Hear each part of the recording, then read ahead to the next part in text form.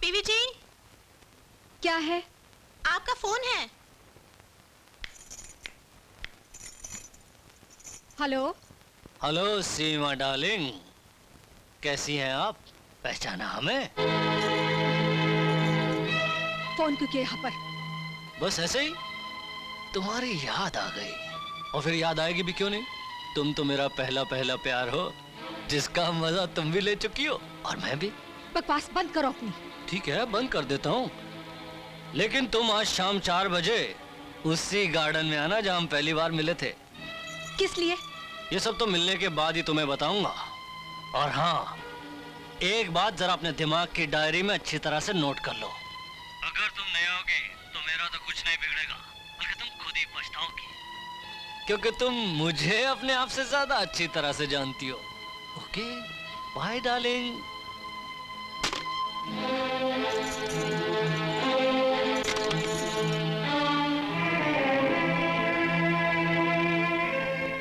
आज मुझे ना तुम चाहिए और ना तुम्हारी दौलत, मुझे सिर्फ आशा और उसकी करोड़ों की जायदाद चाहिए। लेकिन बीच में मत बोलो, पहले मेरी बात सुनो।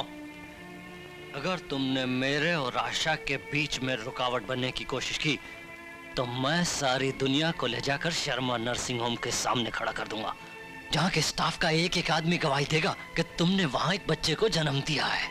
उसके बाद तुम और तुम्हारे जालिम माँ बाप उस मासूम को वहीं छोड़कर चले गए। जिसे मुट्ठी में रखता हूँ उसके बारे में पूरी जानकारी भी रखता हूँ।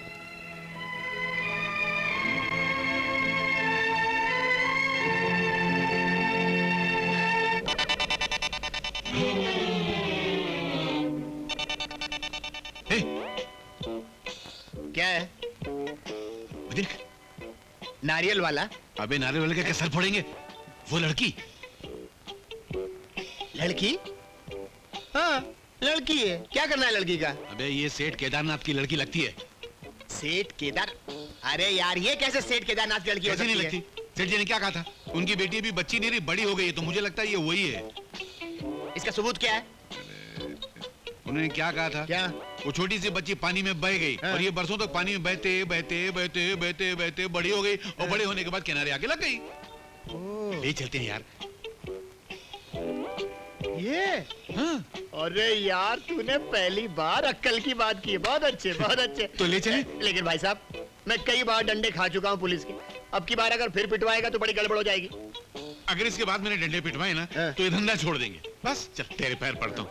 मगर तू अपने दिल से पूछ, ये है ना सेठ केदारनाथ की बेटी? मैं पूछता हूँ। अरे दिल इधर उधर कहाँ पूछ रहा है? हाँ, इधर है। है ना? है? तो ले चले। लगता तो है। ले चले? मगर कैसे? सुन। वाह! आजा। बेटी चलो, उठो उठो। देर हो गई, चलो, चलते हैं। कम। भाई साहब, ये पता बता दीजिए। वो सामने वाला मकान है। अच्छा, थैंक यू। वेलकम। सीमा बिटिया। अच्छा हुआ आप मिल गई। बड़ी मुश्किल से आपका एड्रेस ढूंढकर आप तक पहुंची हूँ। आपने मुझे पहचान लिया ना? लेकिन बात क्या है? जिस आदमी ने मुझे जाल में फंसाया था, आज वह मेरे पति की बहन से शादी करके उसके पैसे पर कब्जा पाना चाहता है। वो ये भी जानता है कि मैंने उसके बच्चे को शर्मा नर्सिंग होम में जन्म दिया था। असलियत सिर्फ आपको मालूम है। अगर मैंने सचमुच एक जिंदा बच्चे को जन्म दिया है तो प्लीज मुझे बता दीजिए मेरा बच्चा कहाँ है। मुझे डर है कि वो मेरी जबान बंद करने के लिए मेरे बच्चे की जिंदगी तक दांव पर लगा सकता है। आप बेफिक्र रहिए, आपका बेटा मेरे पास सुरक्षित है। आपके पास? कहाँ है मेरा बेटा? स्कूल गया है, अभी आने वाला है। ज्योति बेटी,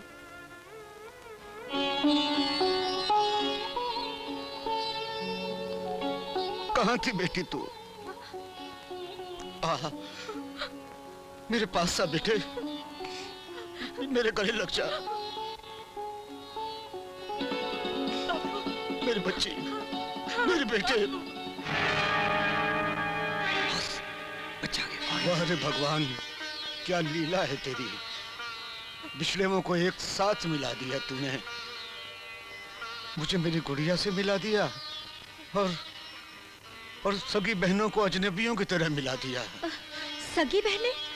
हाँ सीमा मैम साहब, आप दोनों एक ही माँ के दिल के टुकड़े हो, एक ही बाप का खून हो, सगी बहनें हो।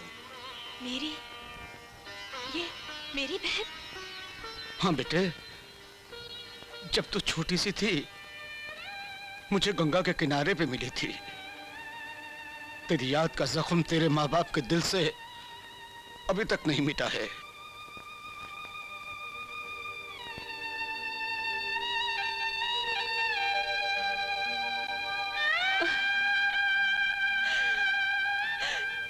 दीदी, सीमा, दीदी। वाह वाह वाह, क्या फिल्मी सीन है। कौन हो तुम? दीदी, दीदी ये वही कमीना है।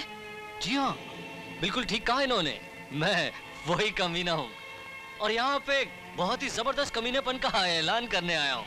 चेतन, चेतन जिसका कि मैं बाप हूँ, ये सगी माँ है और आप सौतेली माँ है, वो इस वक्त मेरे कब्जे में है। खबरदार, जो तुमने चेतन को हाथ भी लगाया तो। हाथ लगाया तो? अरे अगर तुम दोनों ने मेरी बात नहीं मानी तो मैं उस मासूम के भगवान के लिए मैं तुम्हारे हाथ जोड़ती हूँ, ऐसा कुछ मत करना। ठीक है, मैं ऐसा नहीं करूंगा, लेकिन मेरी भी कुछ मामूली शर्तें हैं। अब मेरी जवान बेटी को उठा के ले आए। तो क्या ये भी तुम्हारी बेटी है? नहीं तो क्या तुम्हारी है? मेरी समझ में नहीं आता, तुम दोनों मेरे परिवार के पीछे क्यों पड़े हो? अरे क्या कर दिया? क्या कर दिया? कौन पड़ा हुआ है? हम पड़े हुए कि तुम्हारा परिवार हमारे आगे पड़ा हुआ है? अरे वाह, जिधर हाथ डालो तुम्हारे बच्चे निकलते हैं। तुम्हारे क्या 1,00,000 2,00,000 बच्चे हैं क्या? तुमको सरकार पकड़ती नहीं है? हाँ? तुम क्या परिवार नियोजन पे विश्वास नहीं करते हो कि हम तो हमारे एक भी नहीं?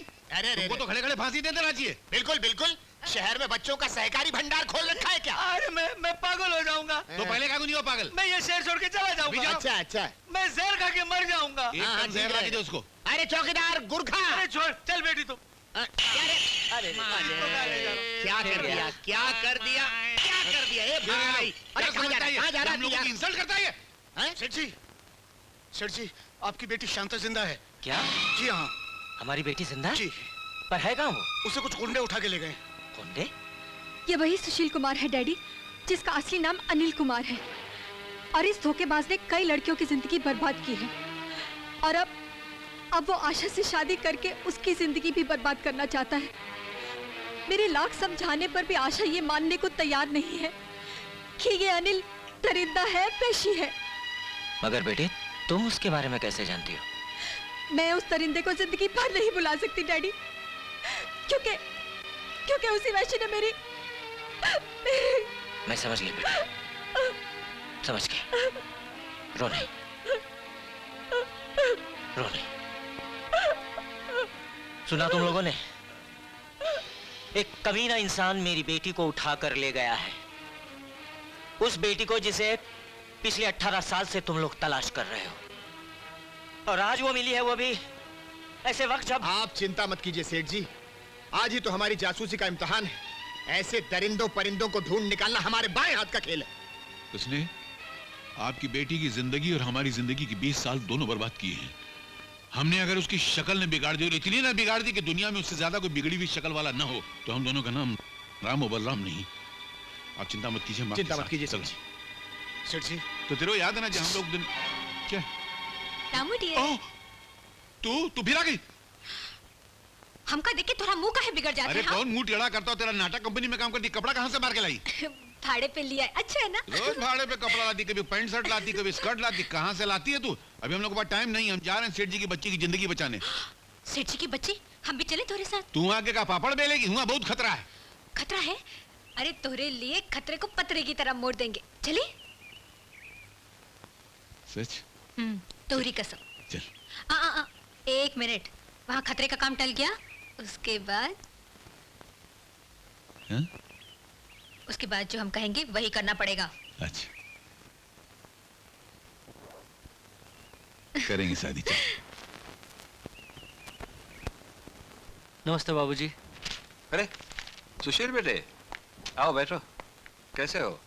जी बस आपके चरणों की धूल की कृपा है, अच्छा हूँ। नमस्ते विजय बाबू। नमस्ते भैया, आप खड़े क्यों हैं? बैठिए ना। आओ। जी वो हम जरा जल्दी में हैं। ये हमसे क्या मतलब? ओ, तो ये बात है। कहीं बाहर जाने की तैयारी है क्या? जी वो मैं जरा शॉपिंग के लिए जा रहा था। अगर आपकी इजाजत हो तो आशा को भी साथ में ले जाऊं। हाँ जरूर जाओ, लेकिन जल्दी लौट आना। रात का खाना तुम हमारे साथ खा रहे हो। जैसी आपकी आज्ञा। चले? आइए। ठहरो, तुम आशा को अपने साथ नहीं ले जा सकते। क्यों?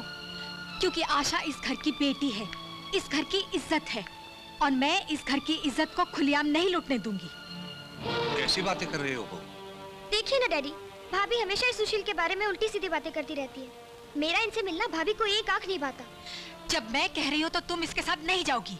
सीमा, क्या हो गया तुम्हें? इन दोनों की शादी होने वाली है। जब तक मैं जिंदा हूँ, ना ही इन दोनों की शादी होगी और ना ही आशा अनिल के साथ बाहर जाएगी। अनिल? अनिल? अनिल कौन? क्या हो रहा है तुम्हें? किस अनिल की बात कर रही हो तुम? ये धोखेबाज, ये फरेबी, ये लड़कियों की इज्जत लूटकर उन्हें ब्लैकमेल करने वाला, इसका असली नाम अनिल है।